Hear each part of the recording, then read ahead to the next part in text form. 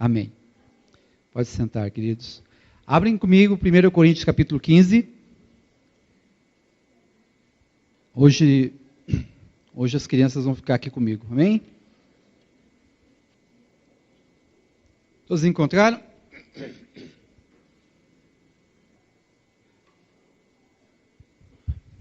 1 Coríntios capítulo 15. Antes de ler, a partir do versículo 20, vamos mencionar um pouquinho do que nós vimos desde o versículo 1 até agora. Bom, capítulo 15 é um tratado sobre a ressurreição. E nós percebemos que, de alguma forma, algo entre os irmãos lá em Corinto estava sendo como que contaminado a mensagem do Evangelho. E essa mensagem estava chegando de uma forma como que contaminado a mensagem do Evangelho. E essa mensagem estava chegando de uma forma meio deturpada. E é interessante que eles criam na ressurreição de Jesus Cristo, eles pregavam sobre isso, mas na hora de que pudesse entender, compreender que alinhado a isso, havia também a ressurreição dos mortos, porque afinal de contas, a ressurreição de Jesus Cristo é um objeto que vai de alguma forma afetar as nossas vidas, afetar a vida daqueles que creem em Jesus Cristo, para que eles também ressuscitem no último dia. Então não dá para desassociar, crer que Jesus Cristo ressuscitou dos mortos e não crer que iremos ressuscitar dos mortos. E o fato é que a falta dessa compreensão, verem de forma incoerente aquilo que é a mensagem do Evangelho, aquilo que é chamado ao testemunho do Evangelho. Bom, no último parágrafo, nós vimos Paulo demonstrar essa irresponsabilidade dos crentes em Corinto, porque eles defendiam que não existia a ressurreição dos mortos. Mas Paulo demonstra quais seriam as sérias consequências se isso fosse verdade. Os irmãos de Corinto, na verdade, não tinham se atentado para a gravidade das implicações que sofreriam sobre eles caso aceitassem o erro doutrinário de que não haveria ressurreição dos mortos. Mas Paulo, ele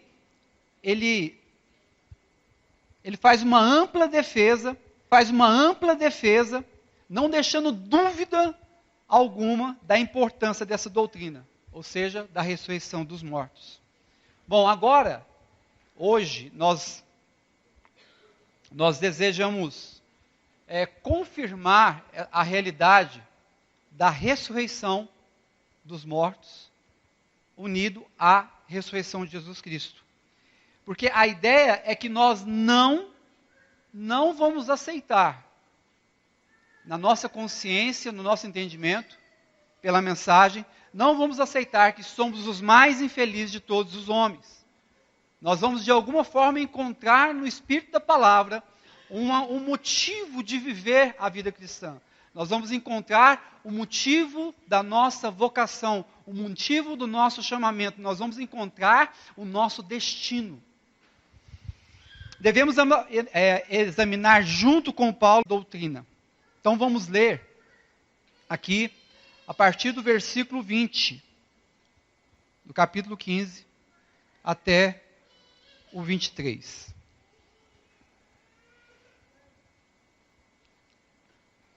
Mas, de fato, Cristo ressuscitou dentre os mortos, sendo Ele as primícias dos que dormem. Visto que a morte veio por um homem, também por um homem veio a ressurreição dos mortos. Porque assim como em Adão todos morrem, assim também todos serão vivificados em Cristo. Cada um, porém, a sua própria ordem. Cristo, as primícias, depois os que são de Cristo na sua vinda. Só a primeira parte do versículo 24.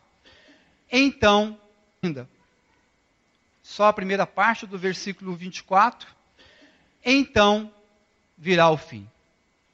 Vamos ter mais uma mensagem, mais uma palavra de oração? Deus, nos faz cativo a tua presença, ao poder do teu Espírito, ao poder de tua palavra. Queremos, meu Deus, nos posicionar como eleitos que glorificam o teu nome, pela reverência na tua palavra.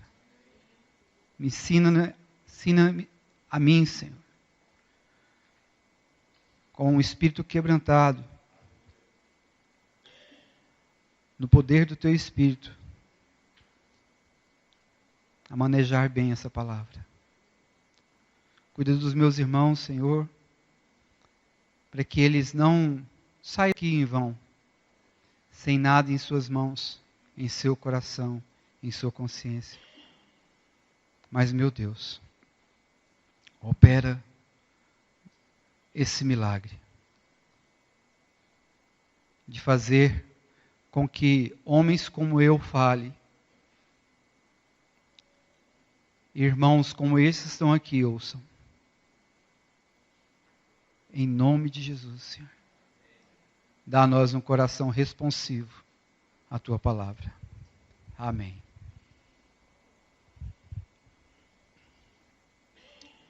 Bom, as crianças estão aqui e eu gostaria muito que os irmãos não se incomodassem assim com algum gemido, algum choro. Né? Não vai me incomodar, então que não incomode os irmãos também. Amém? Então, irmãos, depois de 7 afirmações, 7 declarações condicionais, em outras palavras, se não houver ressurreição dos mortos. Depois de 7 declarações como essa, sobre os efeitos de negar a ressurreição dos mortos, Paulo passa agora o ensino coerente da igreja cristã. Em outras palavras, ele começa afirmando, de fato, Cristo ressuscitou. De fato, Jesus Cristo não está morto, ele vive. De fato, é incontestável, não tem como negar, Cristo ressuscitou. Ele se apresentou a muitos irmãos e, por último, a mais de 500 pessoas. Ele ressuscitou. E a sua ressurreição é o princípio de uma grande ressurreição. Jesus Cristo ressuscitou dos mortos, mas ele é as primícias de muitos que irão ressuscitar dos mortos. Quando o texto diz que ele é as primícias, é uma metáfora que indica digamos assim, a primeira porção de uma colheita ou de um rebanho. Porque as primícias têm a ver com plantio ou com o rebanho, que era oferecido em ação de graças a Deus. Por exemplo, um lavrador, ele tira, depois de sua plantação,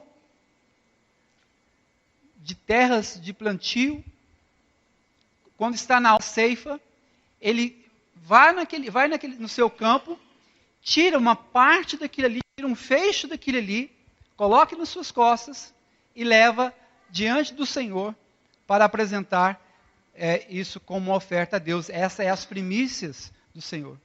Ele deixa o campo por ainda ser ceifado, ainda por ser colhido, enquanto que ele primeiro prioriza. Em outras palavras, antes de usufruir do trabalho, Deus é posto em primeiro lugar.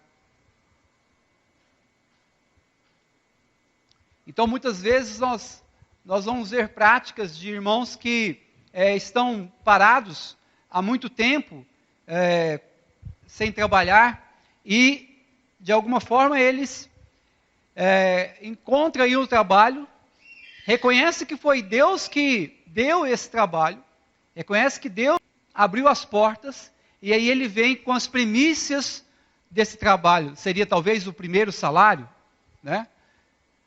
Então, entendendo que o Senhor tem a prioridade daquilo que lhe é concedido.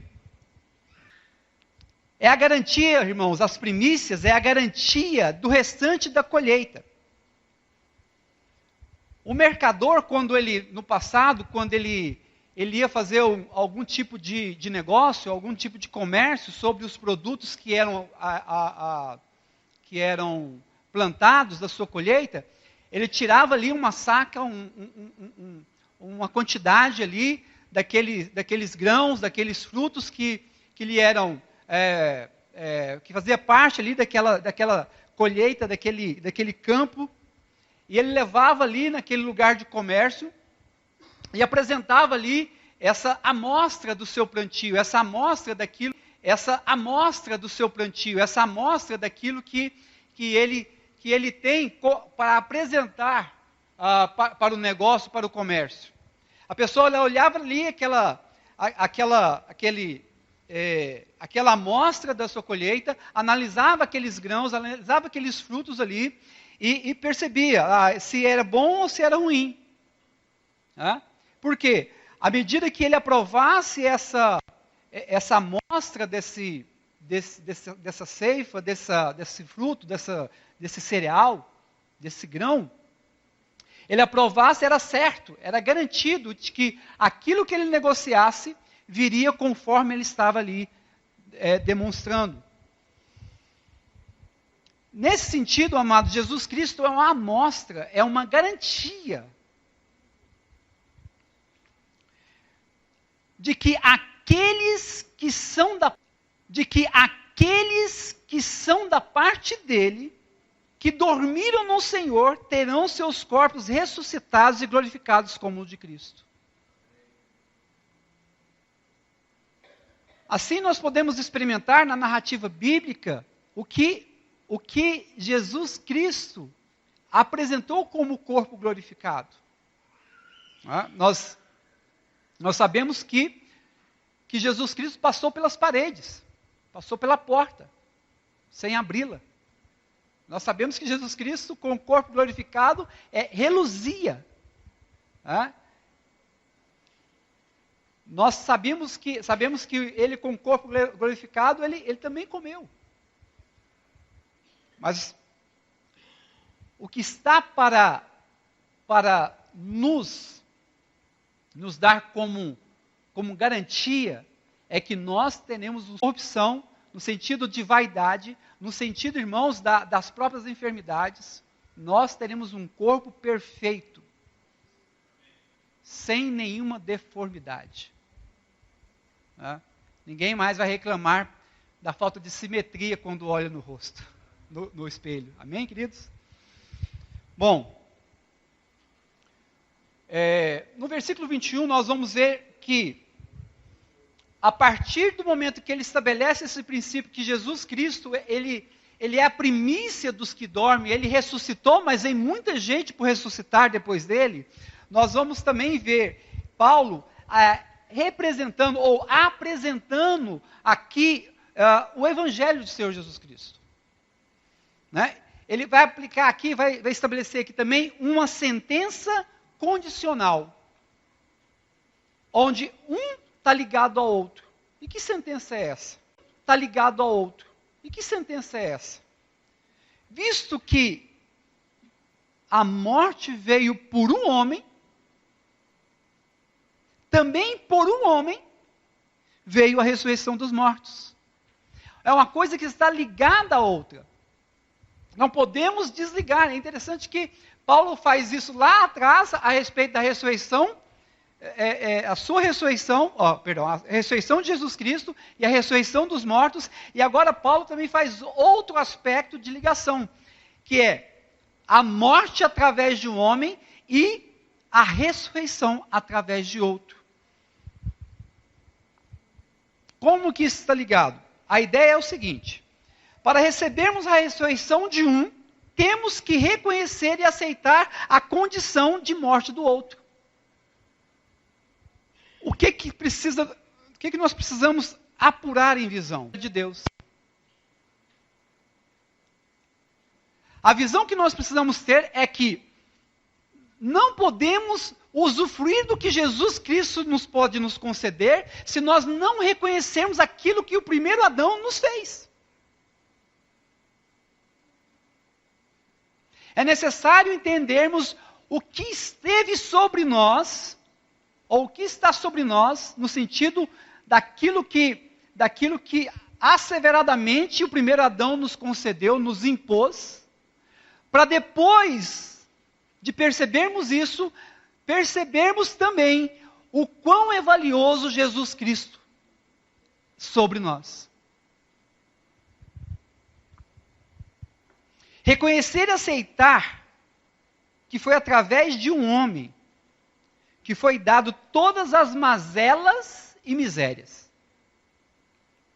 Romanos 5,12 diz assim: porquanto, assim como por um só homem entrou o pecado no mundo, e pelo pecado a morte, assim também a morte passou a todos os homens, porque todos pecaram. Olha que sentença. O que eu tenho a ver com isso? Bom, você pode pensar o que for. O importante é saber o que a Bíblia diz. O que a Bíblia diz. O que as Escrituras dizem. Afeta com isso a condição em que nós nascemos e a condição em que nós estamos vivendo. Muitos falam sobre maldição hereditária. Alguns dizem que vê alguém fazendo algum tipo de mazela, né? Percebendo algum tipo de limitação, algum tipo de distorção, fazendo algum tipo de mazela, né? Percebendo algum tipo de limitação, algum tipo de distorção no caráter de determinadas pessoas. Aí você não deve ser por causa do pai que fez assim, assim. Sim, é o pai, mas é o pai Adão. De certa forma, irmãos, ao mesmo tempo que nós não podemos eliminar a nossa culpa, porque não é porque os nossos pais de alguma forma tiveram um caráter ou um estilo de vida moral adequado, ilibado, não é porque os nossos pais, de certa forma, precisam receber de nós louvor e honra pelo que eles fez por nós. Não é por causa disso que nós não fomos afetados pelo primeiro Adão. Adão pecou. E porque ele pecou, ele afetou todos nós. Ele e Eva é a mãe de todos. Adão é aquele que tirou do seu gene, de uma natureza pecaminosa, e foi gerando um monte de semelhantes iguais a ele. Por que eu sou assim? Por causa do primeiro Adão. E aí também você pode falar assim: nossa, mas aquela pessoa é tão assim, como se você não nascesse da mesma pessoa, de Adão. Você e essa pessoa é igualzinha em natureza. À medida que você olha para alguém e vê uma deformidade, entenda-se, você também é deformado. Então, nós nascemos de forma por causa da natureza imposta em nós pelo primeiro Adão. E Adão não afetou só os seus semelhantes, ele afetou tudo aquilo que estava ao seu redor. Porque por causa dele toda a terra foi amaldiçoada. E aí liberou um sistema demoníaco, ao qual é uma teia orquestrada por demônios, ao qual nós teremos aflições. É inevitável nós sofrermos aflições.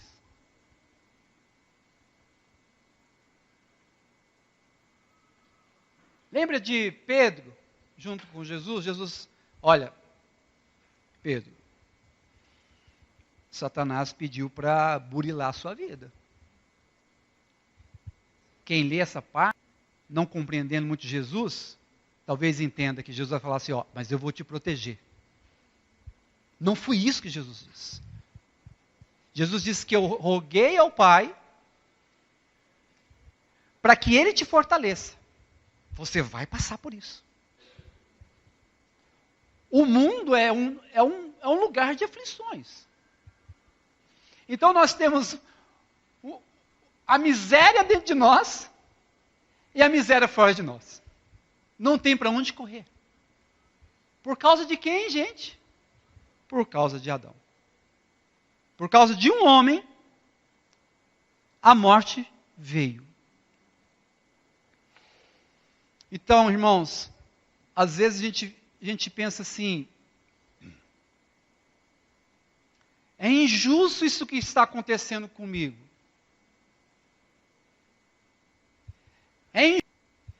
É injusto eu ter nascido tortinho assim. A gente tem um sentimento como que de culpar Deus das coisas. Nós deixamos de anotar que Deus colocou sobre Adão no Éden responsabilidades, das quais, se não fossem cumpridas, haveria consequências. Deixa um pai de família, de uns 10 filhos, contrair uma dívida impagável. Todo mundo vai passar fome, meu filho. O primeiro Adão fez nosso primeiro pai. Depois nós fomos adotados por outro. Mas o nosso primeiro pai nos deixou uma dívida impagável. E não só uma dívida impagável no sentido de honrar a Deus, a natureza, ao qual nós não vamos conseguir viver bem. Porque ao mesmo tempo que nós nascemos, nós estamos morrendo. Versículo 22, continua falando praticamente o mesmo tema. Porque assim como em Adão todos morreram, assim também todos serão vivificados em Cristo. Todos nós enfrentaremos a morte. Todos nós. Aqueles que estão no mundo e aqueles que estão em Cristo. Todos nós enfrentaremos a morte. Por causa do pecado de Adão.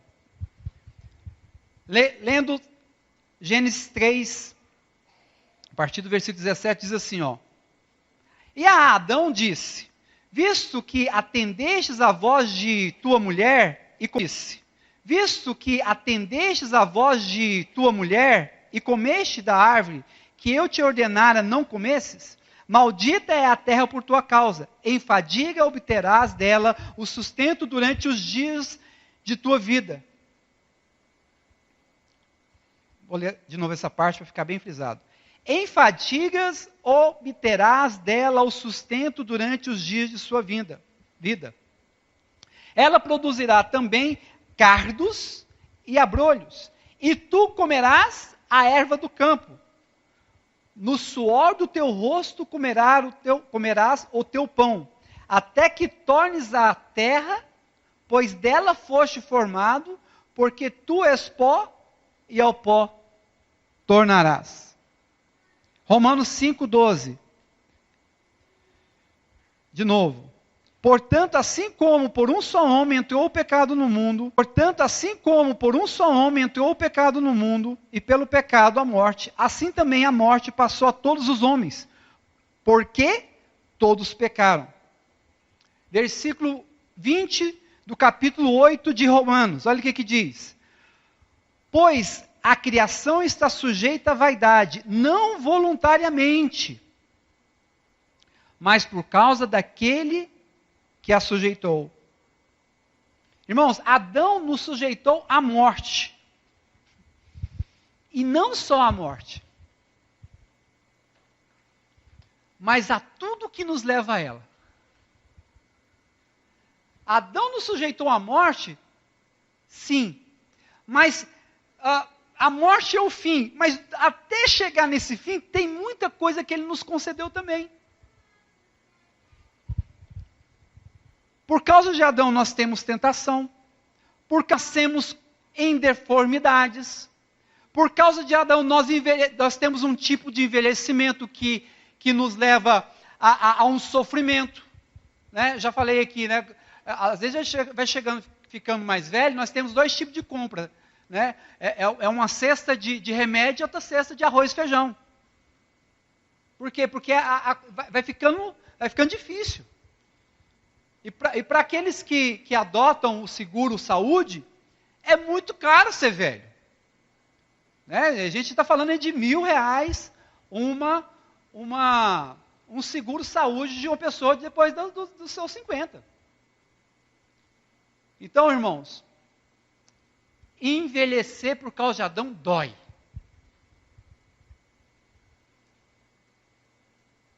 Enfermidade, sentimento de culpar a Deus. Amados, o que Adão nos concedeu, o que Adão nos deu de herança, como diria John Walker, quando via uma criança nascendo, ele dizia assim: mais um infeliz. E nós saudamos esse infeliz: bem-vindo ao mundo tenebroso. Se compreendermos a natureza em que nós estamos debaixo de Adão, é o primeiro passo para que possamos adquirir uma consciência da necessidade de Deus.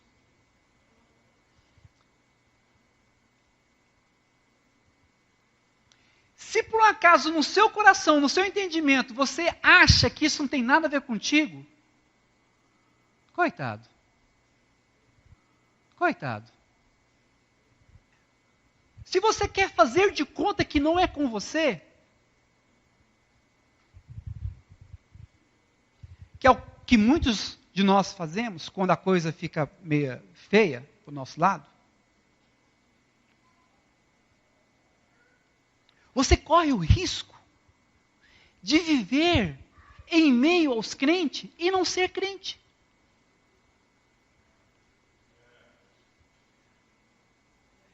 Se você fazer de conta que não é com você, além de ser falta de caráter,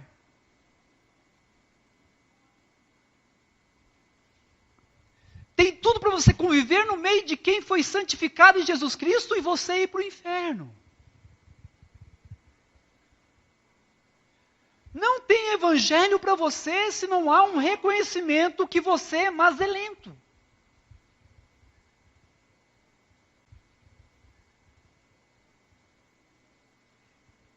Que há dentro de você miséria.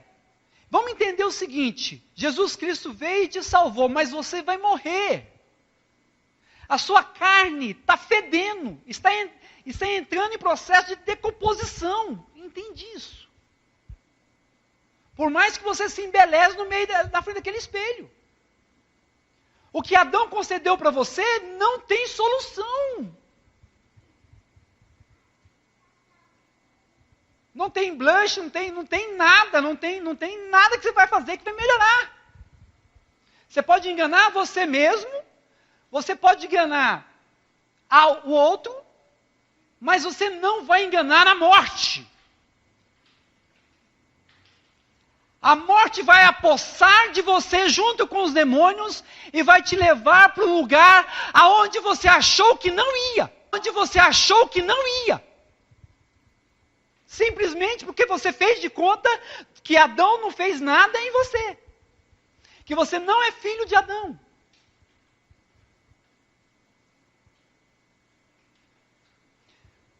Você é filho de Adão. E sem Jesus Cristo você vai viver pecando.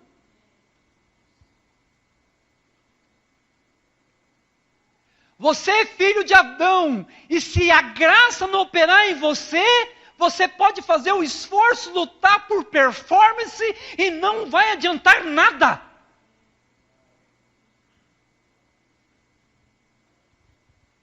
Tirar 10 como professor vai ser fácil. Você se manter aprovado diante de Deus, esquece. Enganar o pastor, o espiritual, é fácil.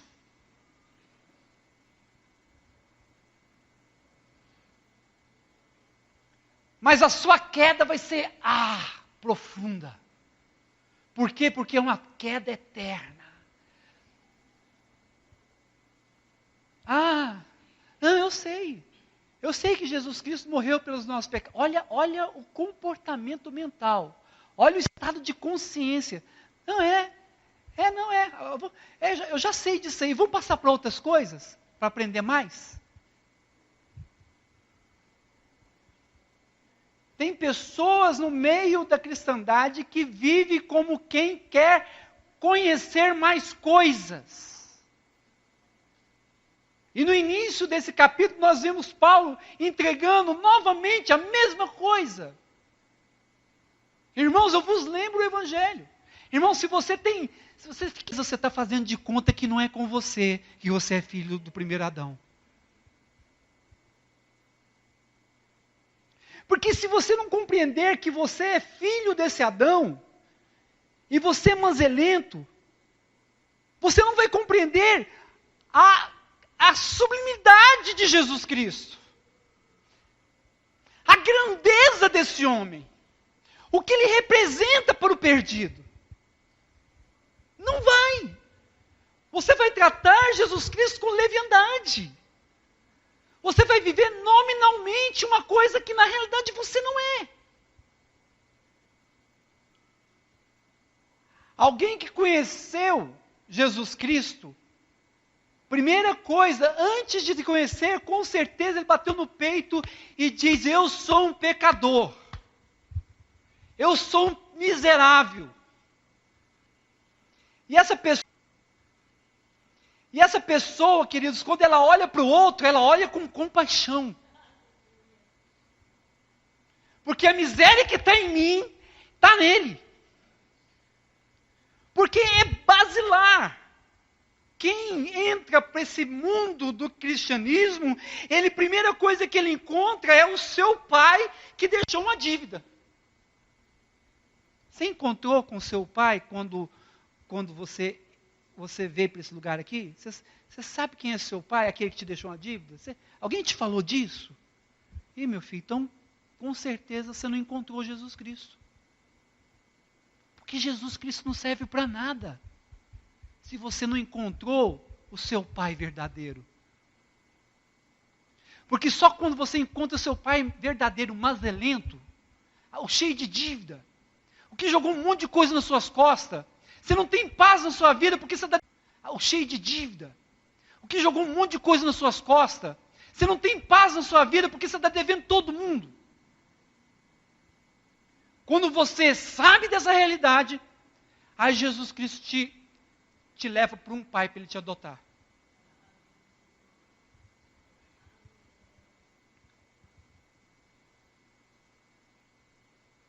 Mas eu tenho a impressão, queridos, que a gente ama portar como alguém que é alguma coisa. Como alguém que está com crédito. Como alguém que não deve nada para ninguém. Como alguém que quer olhar para os outros de cima para baixo. Como alguém que pode ter um capricho de olhar para o outro e não gosta daquela pessoa. Como? Sabe quem é o seu pai? Você é uma pessoa endividada. É impagável a sua dívida.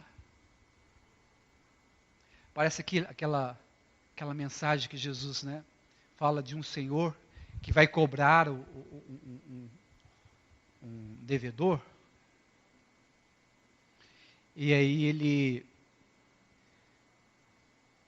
esse devedor: não, Senhor, tem misericórdia de mim, tem misericórdia de mim. Eu vou pagar, tem paciência. Tem paciência, eu vou pagar. E a dívida dele era alta. Aí o Senhor misericordioso, não, vou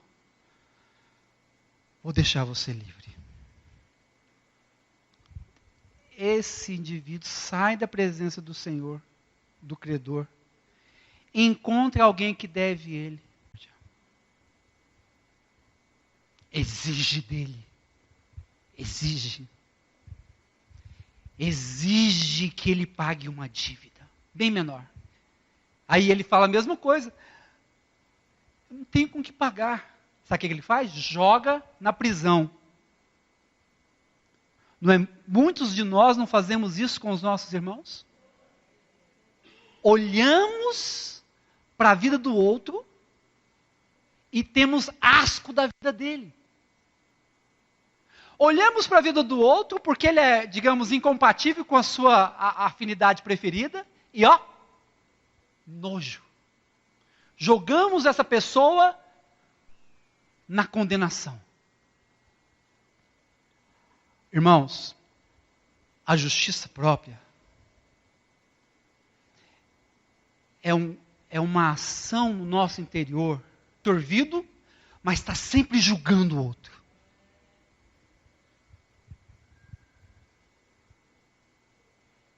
E por essa sensação de exigência, sabe? Eu sou bom e eu sei que eu vou ser salvo. É a justiça própria, você não precisa da justificação de Jesus Cristo, em Jesus Cristo. Porque você usa da sua performance, você usa da sua razão, da sua forma de ver a vida. Você faz um alinhamento com sua forma de ver as coisas.